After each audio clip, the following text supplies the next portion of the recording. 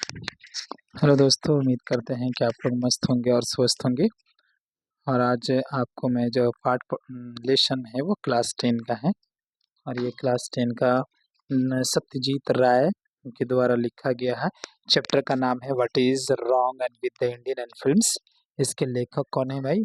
तो आपके सत्यजीत राय सत्यजीत राय है। और अब जो है हम आपको जो है एक एक वर्ड एक एक शब्द जो है मैं उम्मीद करता हूँ कि मैं आपको कोशिश करूंगा कि समझाता चलूं। यहाँ पर देखते जाएं, लिखा हुआ है कि one of the most and significant and phenomena of our the time has been the development of the cinema, and from a turn of the century mechanical toy and into the century's most and potent and the versatile art form। कहने का मतलब ये है कि हमारे समय की सत्यजीत राय कहते हैं कि हमारे समय की सबसे महत्वपूर्ण घटनाओं में से एक है। तो मेरे दोस्तों, आप ये जान लो कि ये जो है ना, इसमें आप ये देखो कि ये जो मीनिंग्स जो हैं आपके, ठीक है ना। सिग्निफिकेंट का मतलब होता है महत्वपूर्ण, और फिनोमेना का मतलब होता है घटनाएं, समझ गए ना। डेवलपमेंट का मतलब होता है क्या चीज, यानी विकास। सिनेमा का मतलब तो सिनेमा जान ही रहे हैं, ठीक है ना। अपोटेंट ये वाला मीनिंग्स जान लीजिए। अब स्टाइल का मतलब होता है बहुमुखी, ठीक है। तो इनमें कहा जा रहा है कि हमारे समय की सबसे महत्वपूर्ण घटनाओं में से एक सिनेमा का विकास है। One of the most and significant and phenomena of our the time, इसे तो कह रहे हैं कि of our the time has been the development of the cinema, ठीक है। मैंने सिनेमा क्या चीज का है, तो घटनाओं में से एक सिनेमा का विकास है। और ये जो है, यह जो है 20वीं सदी की शुरुआत शुरुआत के एक साधारण यांत्रिक खिलौने से विकसित होकर के इस सदी की सबसे प्रभावशाली और बहुमुखी कला बन गया है। तो आप देखें कि ये जो है ना, सेंचुरी जो देखा गया है, मैकेनिकल टॉयज देखा गया है। तो सेंचुरीज का मतलब होता है जो सदी, और टॉयज का मतलब होता है, मैकेनिकल टॉयज का मतलब होता है यांत्रिक जो है, यांत्रिक खिलौने। यांत्रिक खिलौने से विकसित होकर के क्या हो गया भाई, तो इस सेंचुरी का क्या है, इनटू द सेंचुरी, इस सेंचुरी का यानी most and potent and the versatile art form.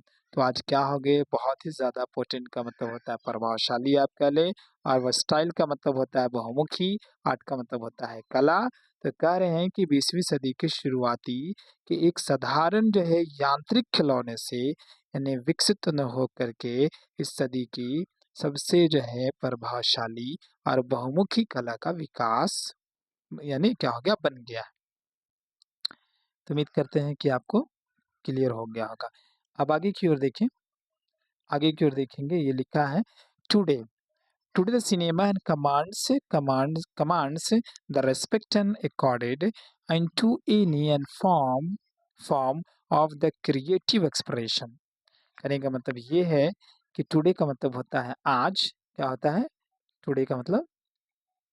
Today का मतलब होता है दोस्तों आज होता है ना। ये सब लोग जानते हैं आप लोग। टुडे का अर्थ क्या है? टुडे का मतलब आज होते हैं।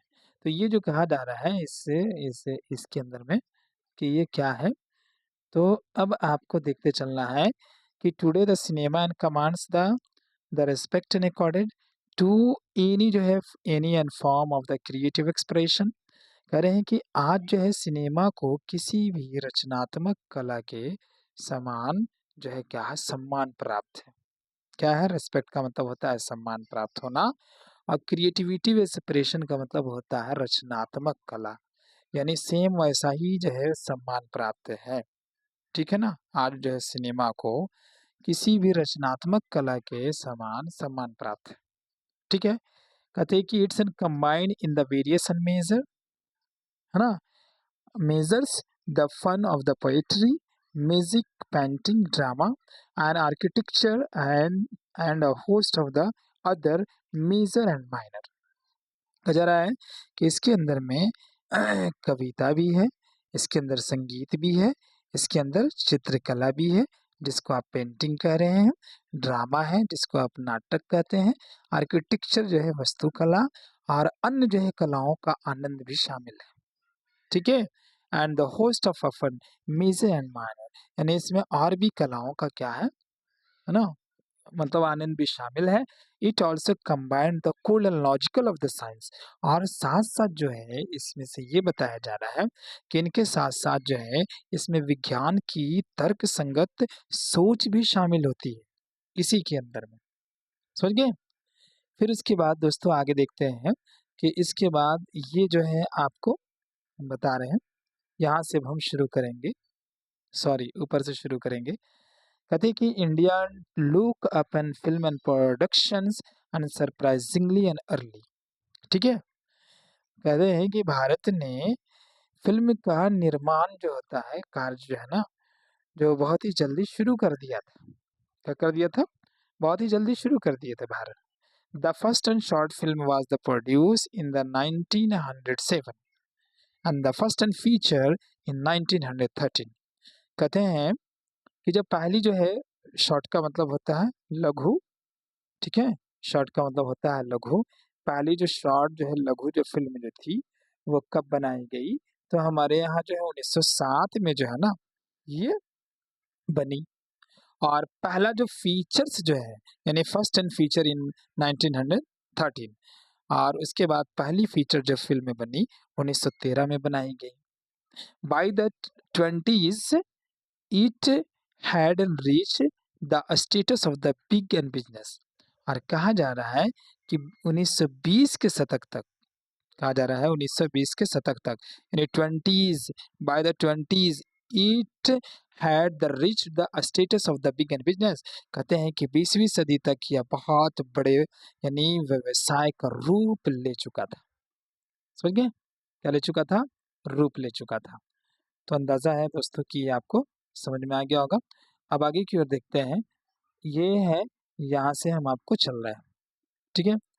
अब इसमें देखें, लिखा हुआ है कि it is an easy to tell the world on that and film production in India is quantitatively and second only to the Hollywood. कहते हैं कि यह जो है बताना आसान है, ठीक है ना? It is an easy to tell, यह बताना आसान है कि फ़िल्म निर्माण की मात्रा यानी संख्या के मामले में भारत केवल हॉलीवुड के पीछे है। क्या कह रहे हैं कि क्वांटिटेटिवली सेकंड, यानी ये भारत का जो फ़िल्म है, जो समझ गए ना, ये दूसरे नंबर पर है। सेकंड ओनली टू हॉलीवुड, यानी हॉलीवुड जो है वो पहले स्थान पर है और दूसरे स्थान पे कौन है? तो हमारा, ठीक है ना, बॉलीवुड की जो मूवी है, हमारी मूवी है, इंडियन की मूवी है, इंडिया की मूवी है। For and that is the statistical in fact, और ये भी कहा जा रहा है क्योंकि यह जो है कि एक सांख्यिकी तथ्य है, यानी तथ्य का मतलब सच है, इसको हम गिन सकते हैं। But can the same and be an said of it an quality. ये कहते हैं कि क्या यह गुणवत्ता के मामले में भी ऐसा कहा जा सकता है? इट कैन बी सेड, समझ गए ना, इसको कह रहे हैं कि but and can be and same be and said of it and quality. लेकिन कह रहे हैं कि क्या यह गुणवत्ता के मामले में भी ऐसा कहा जा सकता है? कहते हैं कि why are our and film, why are our film, ठीक है, देखते हैं, वाई आर, ठीक है, वाई आर, ठीक है, कह रहे कि why, why are our film not and shown abroad. हमारी जो मूवी है वो विदेशों में क्यों नहीं दिखाई जाती? It is and slowly slowly, and because an Indian offers a potential and market for her the own and products। करे कि हमारी जो मूवी है वो विदेशों में क्यों नहीं दिखाई जाती है? क्या इसका कारण केवल यह है कि भारत अपनी फिल्मों के लिए एक बड़ा बाजार उपलब्ध कराता है? क्या है मेरा? यहाँ पे क्या है? Indian and offer the potential and market for her own and products, कि क्या भारत जो है ना अपनी फ़िल्म के लिए एक बड़ा बाज़ार उपलब्ध कराता है? समझ गए ना, मार्केट के लिए यहाँ पे वही मीनिंग सारा है, बाज़ार उपलब्ध कराता है। कहते हैं और are and we and just and plain ashamed of our the film, कि क्या, फिर ये कह रहे हैं कि क्या हम जो है अपने फ़िल्मों से शर्मिंदा हैं? क्या करें कि क्या हम अपनी फ़िल्मों से शर्मिंदा हैं? क्या हम अब फ़िल्म को देखते हैं तो क्या मुझे शर्म आती है? वो इस तरीके से दोस्तों ये बताया जा रहा है। फिर कह रहे हैं आगे का जो पैराग्राफ है वो इसको हम लोग ध्यान देके चलेंगे कि वो पैराग्राफ क्या कह रहा है। तो ये देखेंगे कि ये वाली हम आपको पैराग्राफ चला रहे हैं। ये जो है देखते चलेंगे इस लाइन को। कहते हैं कि to and anyone unfamiliar and with the relative and standards of the best and foreign and the Indian and films.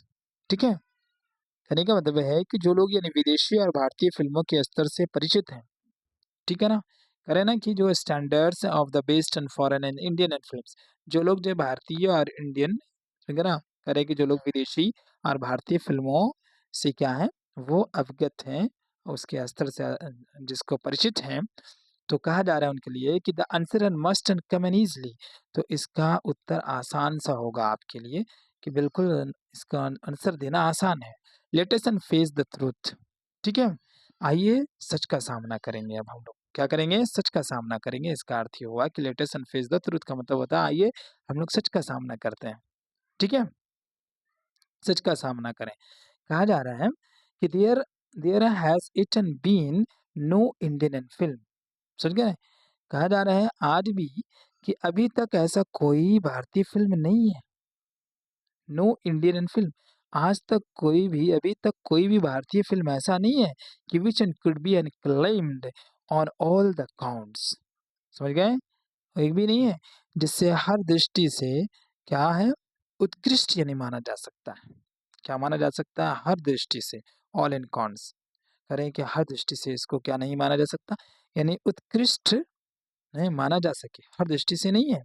कहते कि where other in countries have the achieve.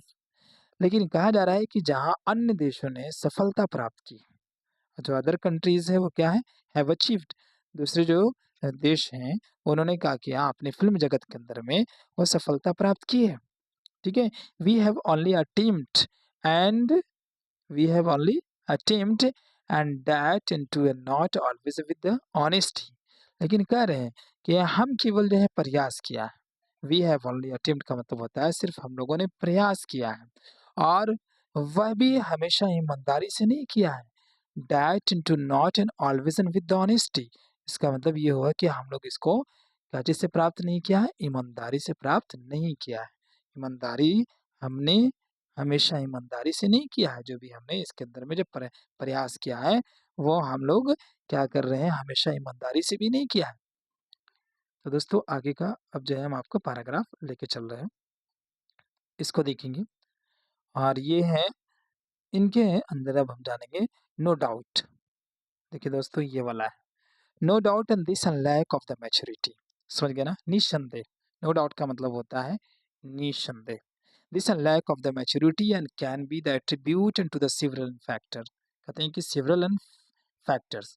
कहते हैं कि निस्संदेह इस यानी परिपक्वता परिपक्वता के कई कारण हैं। समझ गए ना? क्या है? कई कारण हो सकते हैं, सेवरल एंड फैक्टर्स हो सकते हैं, कई कारण हो सकते हैं।